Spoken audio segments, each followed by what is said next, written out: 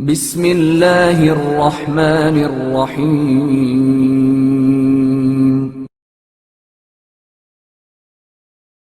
سلطنت بنو امیہ کے زوال کے اسباب۔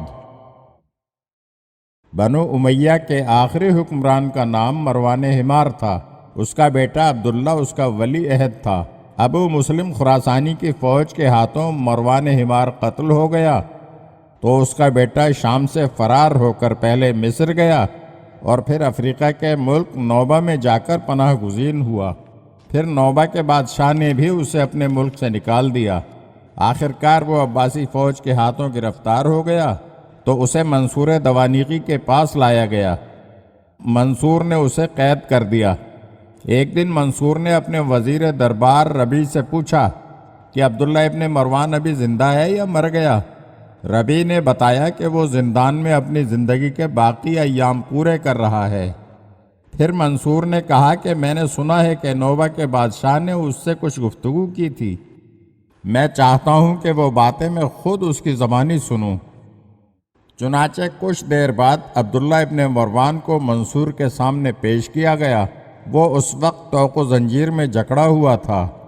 منصور نے اسے بیٹھنے کی اجازت دی تو وہ بیٹھ گیا۔ منصور نے کہا، میں نے سنا ہے کہ نوبہ کے حاکم نے تم سے کچھ باتیں کی تھیں۔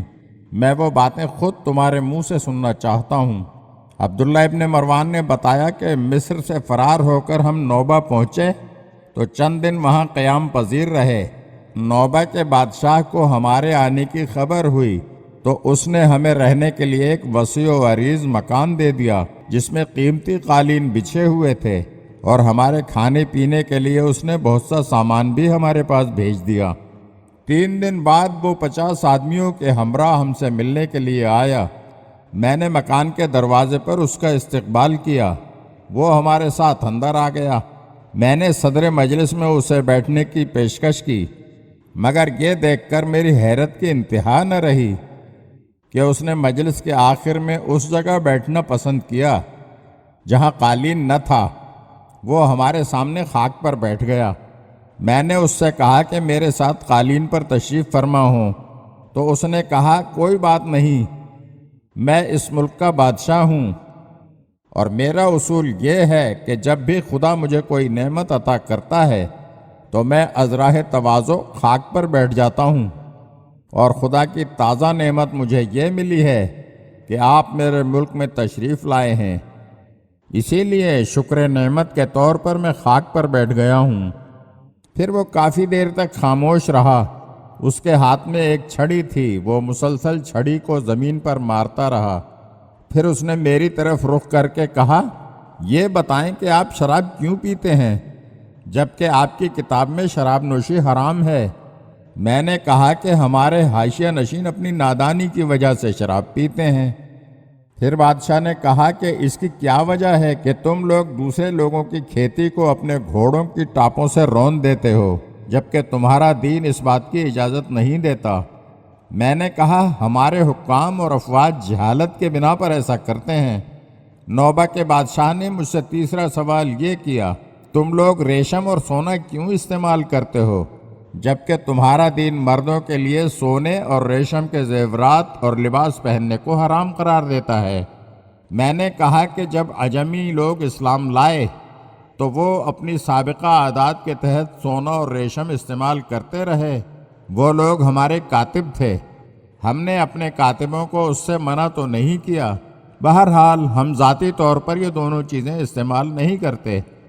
یہ سن کر کچھ دیر تو شاہ نوبہ خاموش رہا، پھر کہا، عجیب بات ہے، ہمارے حاشیہ نشین، ہمارے درباری، ہمارے مصاحب، ہمارے حکام، ہمارے کاتب، تم اصل بات کو چھپا رہے ہو۔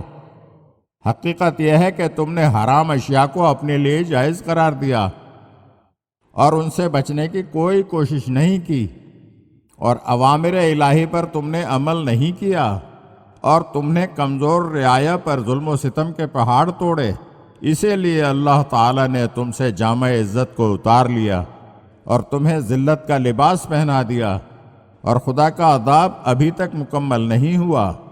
ابھی تم پر اللہ کا عذاب اور نازل ہوگا، اور مجھے اس بات کا اندیشہ ہے کہ تمہاری وجہ سے میری سرزمین پر اللہ کا عذاب نازل ہوگا، لہٰذا تمہیں جس چیز کی ضرورت ہو وہ ہم سے لے لو اور یہاں سے روانہ ہو جاؤ۔ مہمانی 3 دن کے لیے ہوتی ہے، اس سے زیادہ نہیں ہوتی۔ پھر اس نے ہمیں زاد راہ دیا اور ہم نے اس ملک کو چھوڑ دیا۔ شاہ نوبہ کی یہ گفتگو سن کر منصور بہت حیران ہوا۔ پھر کچھ سوچ کر اس نے قید خانے کے نگراں کو حکم دیا کہ عبداللہ کو دوبارہ قید خانے میں بھیج دیا جائے۔ اگر آپ ہمارے چینل کی نئی ویڈیوز دیکھنا چاہتے ہیں تو ہمارے چینل کو سبسکرائب کریں اور گھنٹی کے بٹن کو دبائیے تاکہ ہر آنے والی ویڈیو آپ کو جلد موصول ہو سکے۔ اور ہاں، لائک اور شیئر ضرور کیجیے اور اپنے قیمتی کمنٹ سے ہمیں آگاہ کیجیے۔ شکریہ۔